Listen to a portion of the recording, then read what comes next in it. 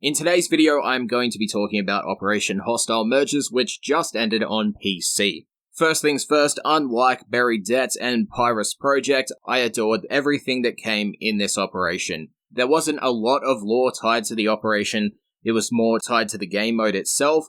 I feel like there could have been some sort of unique experience from doing the operation outside of the rewards, but I'm very fine with what we got regardless. Now, while I am conflicted with having the operation launch straight away, because there has been numerous fixes and changes, we've had some leaderboard adjustments and exploiters banned, suspended, I'll talk about that in a bit, but I feel like, on one hand, it could have been pushed back a couple of weeks until a number of hotfixes came out, it felt solid, it got its final rendition before more minor hotfixes based on player feedback.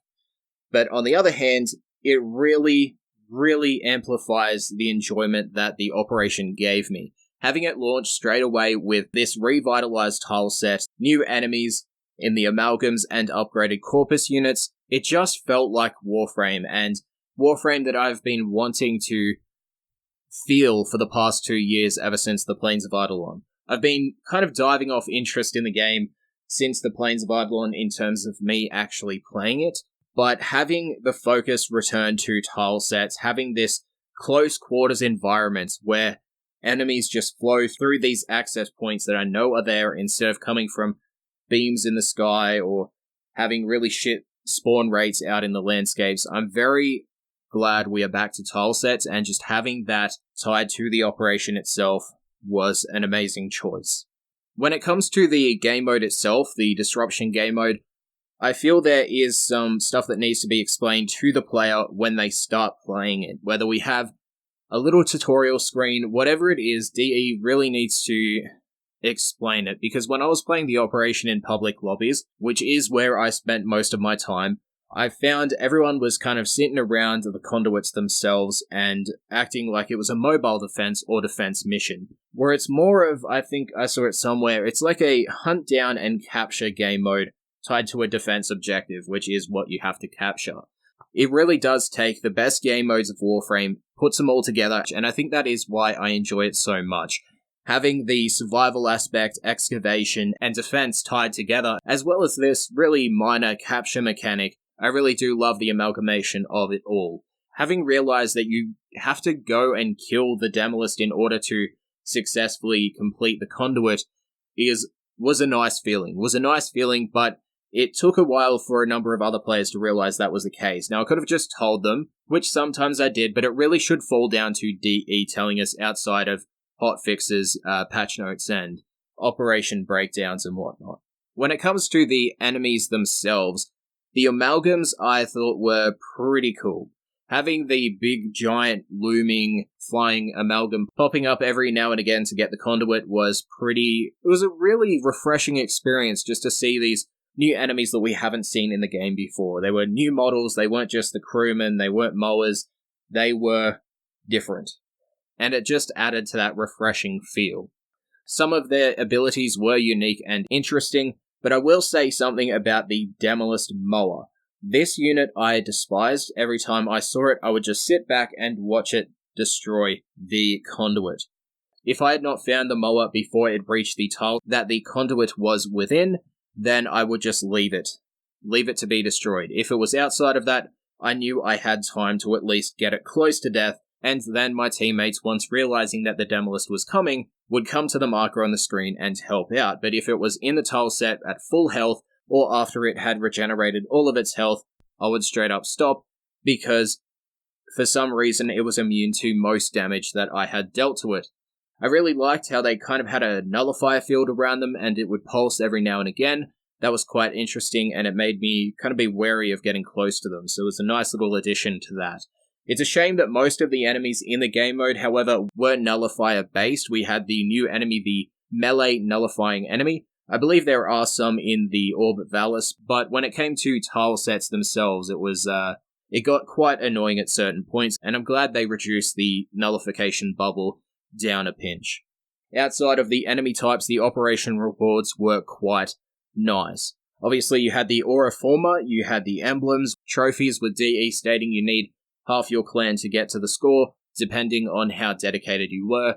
And for the weapons, you had the Galaxian and Spectra Vandal. Now, while I haven't tested them out yet, I probably won't use them with the exception of the Galaxian Vandal, because I do like that weapon.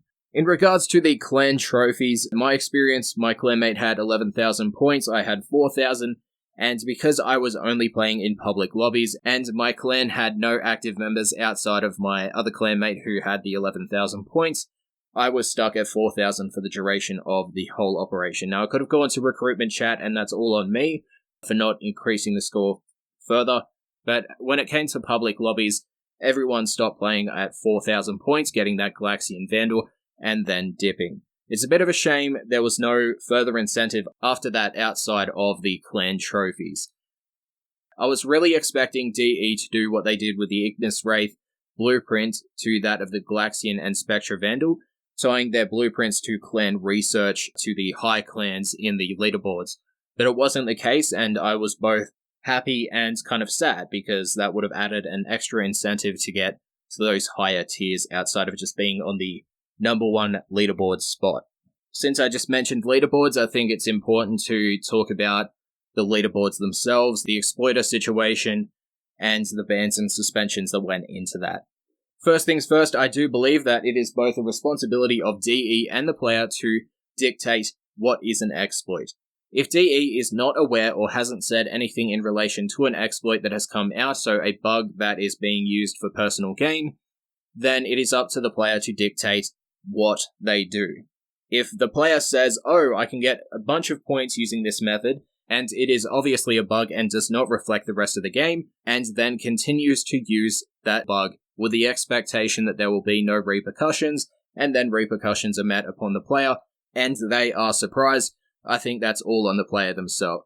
The only situation where I think DE comes into play for responsibility is for stuff that's very blurry, the lines that are very blurry and kind of crossed. So situations like Loki's Switch teleport, that is the only case that I can think of where the exploit's use and the repercussions for using said exploit is very blurry. While I have not tested this, most of the comments I saw on my previous video covering the announcement of suspensions and bans to players, there were a couple of comments that stated, the rest of the game teleports the enemy that you switch teleport off the map back onto the tile set instead of killing them, and therefore was not reflective of the rest of the game. So therefore you're kind of using this bug or this open opportunity for personal gain, which I would classify as an exploit. But I do believe when it comes to that specific situation, and for some people getting suspended and your points no longer counting is a serious issue. And I do sympathize with them, and that's why I would say that the suspension in that situation seems a bit excessive. But the point reset for them, that makes sense. In regards to the other exploits, which are pretty straightforward and obvious, which would be continued use of negative critical damage ribbons, having increased damage and using them to get high scores, I think those are cases where it's pretty straightforward that they have gone far and beyond what they could have done if it was not an intentional use of a bug to exploit gains. For repeat offenders, I am 100% on board with them being permanently banned from the game for repeated use of exploits. That may not be what you think, but it's definitely what I think, because if they were warned by using bugs to exploit some sort of gains before and they have repeated it again, then they reap what they sow.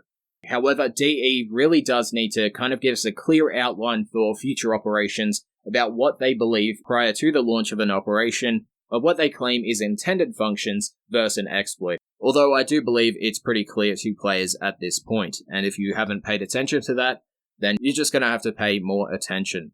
While editing the audio for this video, I also want to say that the Disruption game mode's rewards aren't very interesting, and while everyone argues that the rewards are why people play the game modes, that is definitely true for most people. For me, I'll just play the game mode because it is my second favorite in the whole game, next to Survival, when it does have good enemy flow. And if you did watch my video on Buried Debts, it's definitely not the same. This was more reserved, I would say, and I'm very glad operations are coming back, and they're pretty solid. They've got a solid structure of release. Now, that is obviously starting with this one, because Buried Debts I despised with all of my being.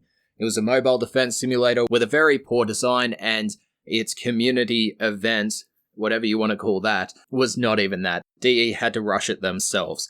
Anyway, that's just a little bit of a rant in regards to that, something I've already done on the channel. If you want to watch that, go do it. But if you want more videos like this, let me know in the comment section, or if you want to comment on anything that I said throughout the video, make sure you leave it concise and productive. I don't really want to read through a bunch of fuck you DE, fuck you iWopley, you DE shill. I know people will comment that anyway, but whatever. Thank you for watching. If you want more of this stuff, let me know and I'll do it.